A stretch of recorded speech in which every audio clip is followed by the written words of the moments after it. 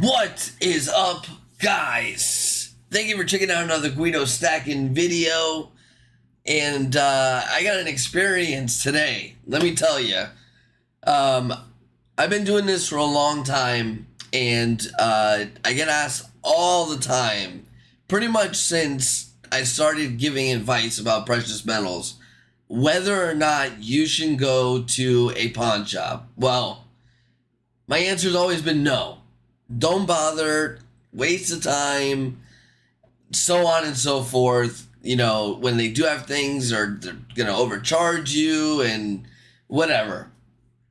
Today, for whatever reason, I decide with my fiance to go into a pawn shop.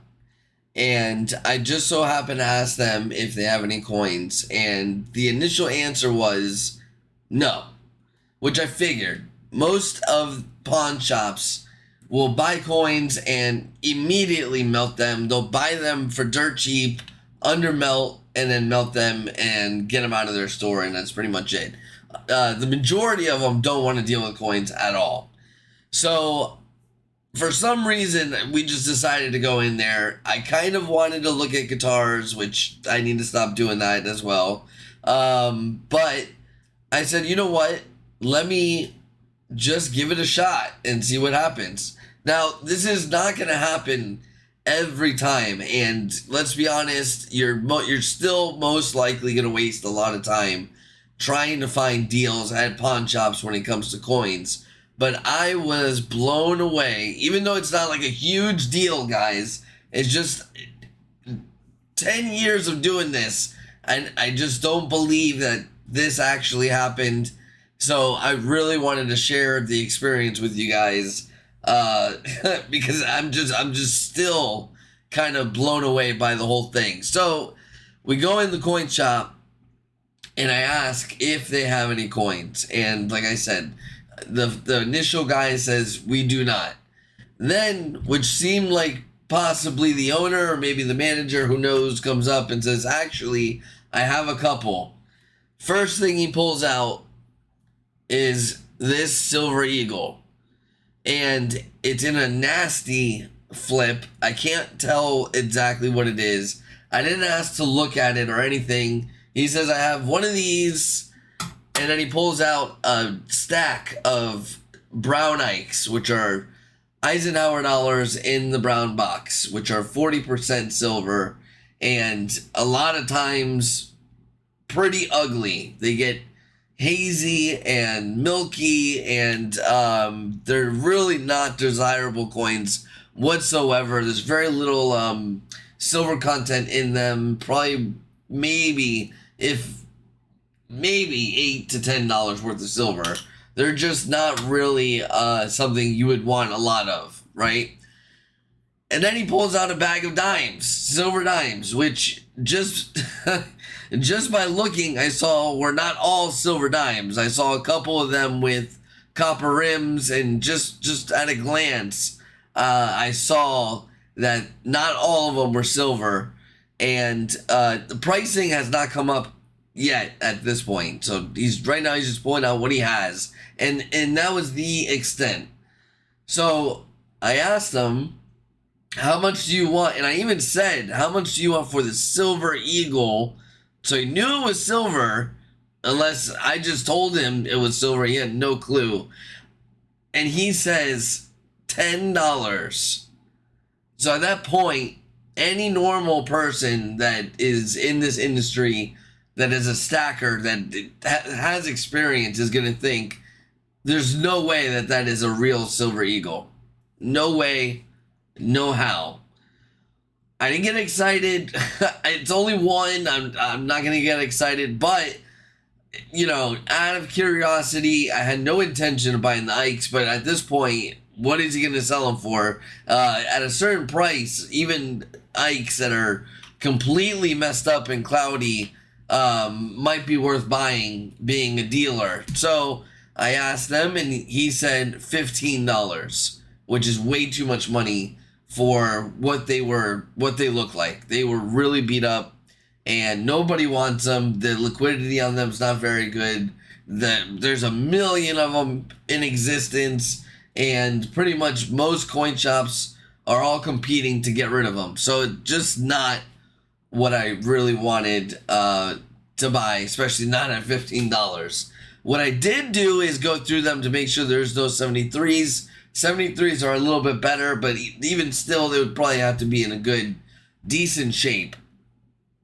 Then I asked about the dimes. And his first answer was, I said, how much are the dimes? $5 a dime. And I said, oh my goodness, this guy's prices are all over the place.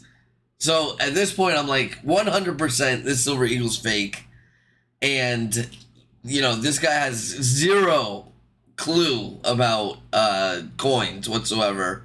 So I'm like, oh, I'm probably going to pass on the dimes. And whatever, long story short, they only wanted cash. I didn't even have my wallet. I'm driving without a wallet. It happens to be 2 minutes from my house. I'm like, listen, I'm going to take a chance on this. If it is a fake eagle, I have another specimen to examine to see how good the fakes are getting. It's always good for $10. The education's worth it, especially being a coin dealer. Actually, you know, even being a stacker for $10, it's good to have a fake to kind of compare to and see what they weigh and get an idea, which is why I have a silver panda that is fake that I've had for years, and I have this buffalo that I've had also for a very long time that is counterfeit as well. The only coin that I have that I threw away, only because it was not my coin, it was the coin shop's coin, was a fake gold maple leaf that was slabbed. And I'll actually put the link for that video if you want to check that. That's a cool video. I'll put that link in up here somewhere, and you can check that out. They faked the slab, the NGC slab, and the maple itself, the gold maple. That was destroyed completely. So anyways, I run back home and I get $10, and I still have not seen the coin. The flip is completely hazed. You can't see it through the flip at all. At least not enough to be able to say yes or no. The weight felt good, and that was about it. So, you know, we talked for a little bit. I said, listen, if you get coins, call me up. I have experience. I'm local. I give them one of my cards, and I told them I'll buy coins from you guys. You know, they say they usually send people away most of the time if it's things they don't understand. And I said, listen, call me up. Whatever. That's how the interaction ended. Not only that, but they charged me tax, which at least in the state of Florida, you are not supposed to charge tax on American bullion. So this ended up costing me $10.70. I told them to keep the change. Why not? And I took it home. Looking at it, in the car, it looked real. The strike, everything was in place. There was no die rotation. As you can see, there's no die rotation. It's perfectly aligned with the die. So a lot of times what happens is on a lot of fakes is you go to flip it and the die rotates and it'll end up something like that. And that's called a die rotation. There's a lot of fakes like that. There's also a lot of errors that are like that. They're real coins, but the die rotated and caused that weird alignment of the obverse and the reverse. So just a little tidbit. So here we go, guys. Check it out. I already know it is real, but look at this. I just can't believe it. 31.1.2. 31.2. That's in the threshold. It's good. I have a real one here somewhere. Here it is. Boom. 31.1. It's real. The buffalo, if you were wondering, is a little bit out. It's borderline with the buffalo. If I'm actually going to do a video on this completely, so I'm not going to go too far into details. There's things on this that you can start looking for on your buffaloes. but the weight's not that bad. Well, if it lands like that, that's outside the threshold. You don't really want it to be that far out. Then the big one, the Sigma. The Sigma, guys. So, I'm just, like I said, I am super excited because I couldn't believe that it was real and that I actually managed to buy an eagle for $10 at a pawn shop that I've been knocking for so many years to not waste your time. But once again, I am not telling you guys to go to all these pawn shops because there's going to be few and far between that even have coins. And then to find a score like this is going to be even more rare.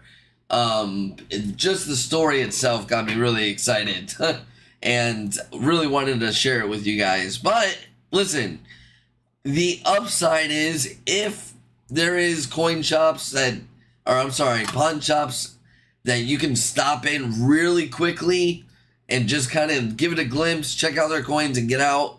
You're not wasting that much time. It might not be a bad idea, but the likelihood of buying fakes is very high with these pawn shops because obviously if they're selling silver eagles at $10 when they're retailing for over 30, there's something going on. You know, they obviously do not know the market whatsoever. And he also tried to sell me silver dimes at $5 a pop, which is the going rate pretty much for silver quarters. So these guys have no knowledge, so you're risking buying fake coins, and the likelihood of this happening is very, very slim. But the other end of the story is people have told me stories about getting scores at pawn shops, and I always take them with a grain of salt. I'm always like, I don't know if I believe that too much. Just no way. Come on, you bought, you know, whatever, a Morgan dollar for $5. Come on, there's no way. It's got to be fake, or it didn't happen. A lot of, you know, a lot of me second guessing if it's true or not.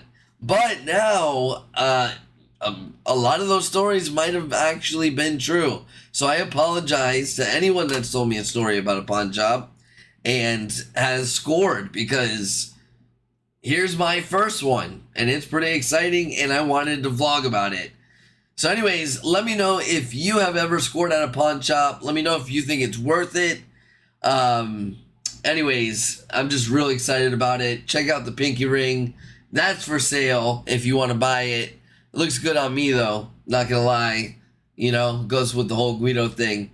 If you want more videos like this, guys, subscribe, hit the notification bell, and I will talk to you guys later.